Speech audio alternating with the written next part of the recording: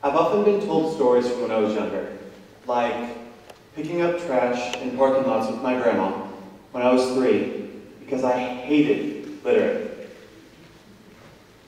I don't really know where this love and help came from, but what I do know is that helping people is something that brings me great joy. I've also been very protective of the people that I care about, meaning that I'll do what I have to ensure that they are both safe and well. When I was around 10 years old, a close family friend was diagnosed with stage 4 lung cancer and was told that she had less than 6 months to live. After a long, hard battle with cancer, the doctors told her that she was 100% cancer-free. In the 7 years since then, she's been diagnosed with stage 4 lung cancer 4 times. In that same period of time, I've lost a grandmother, a pastor, and an uncle, all to cancer.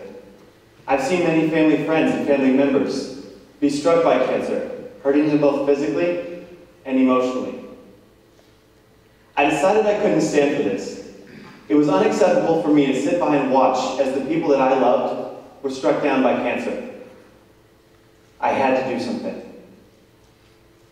My freshman year, I got involved with the new Relay for Life event at my high school. For those of you that don't know, Relay for Life is a signature fundraising event of the American Cancer Society, a worldwide organization that exists to fight cancer. The American Cancer Society does this in several ways. Through funding cure research, through educating the world about the dangers of cancer-causing activities, and through providing numerous programs to help support cancer patients. That first year of Relay for Life, I was the Accounting and Fundraising Committee Chair, which was where I was pretty comfortable. I enjoyed working with numbers and money like that. But from the fundraising aspect, I also had to become a bit of a leader and really take charge of the fundraising events. And occasionally it varies a bit outside that as well. Because it was our first year, and because we were lacking in both committee leadership and in team members, we ended up at a little over $8,000. The next year of Relay for Life, I was the event co-chair, which is the relay equivalent of a vice president. In cooperation with the other event co-chair and a much stronger committee, we led the event through an over 300% growth, raising over $26,000. Now normally, when I first tell people about our huge success that year, they immediately want to know how. Well, I could give them the obvious and really kind of cheap answers. Things like our leadership, our dedication, and our application of our resources. But that's not really all it was. The real answer is something that's a lot simpler and a lot harder to do. We had to first believe in ourselves. We had to first believe that we could accomplish this goal and go through this plan that even when we looked at this situation square in the face, it sounded impossible. And what really boosted the fundraising aspect and the event as a whole is that we put ourselves behind our plan and our goal in order to drive it home. And that is where the leadership, the dedication, and the application of our resources stemmed from. Our belief that no matter how far behind we were, how unreachable our goal was, how ridiculous any plan sounded, we still believed that we were going to get to our goal. Hearing quotes, poems, and stories from history has always helped me to back up my decisions and beliefs with the beliefs and words of historically successful men and women. I like to learn from them and how their beliefs have impacted their lives.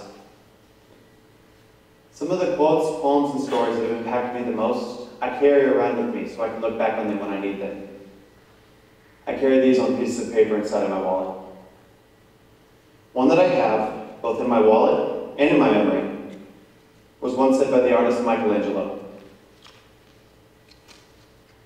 The danger for most of us lies not in setting our aim too high and falling short, but in setting our aim too low and achieving our mark. This quote, like many of the other ones that I have in my wallet, has helped remind me in the past not to be afraid of goals that seem daunting. It's a reminder to me to go big even if I'm afraid of what's ahead. This most recent year of Relay for Life, I was the event chair, the leader of a Relay for Life event. I worked hard to make this biggest year of our relay yet, and I felt like as the leader of the event, it was my duty to do so. But we also had a bit of a situation that was unusual for me. I missed my mark. Almost every time that I reach for a goal, I can make it. But like before, a lot of that comes from my belief that I can do anything and everything that I set my mind to. But this year was different. Even though we raised more money than the year before, we still missed our mark. Our goal was $30,000, and we raised $27,000, making me feel like a failure. For the first couple months after the big relay event, I continually felt like I failed. And I still kind of do in some ways. But, like the great Michelangelo said, we set our aim too high and fell short. And I learned a valuable lesson through this experience. That failure, though never easy to take, is easier if you go big. Now, as I move into the next school year, and soon into the next relay season, I've begun to think about the next steps to try again, and not let the feelings of past failure influence our goals for next year. I'm apprehensive about this next year because I'm afraid of falling short of our goal again. However, I know there's only one option for our event. Our only option is to work just as hard, if not harder, towards a goal of $30,000, and even surpass it if we can. And I know that we'll be able to, because I have every confidence that we are able to work through any struggles, because we believe in ourselves. So once we go on, out of high school and into college or jobs, wherever we decide to go, being successful is going to require much of the same things that were required of me in my Relay for Life event. It's going to require us to believe in ourselves, no matter what we're doing. Believe in yourself when the work is hard.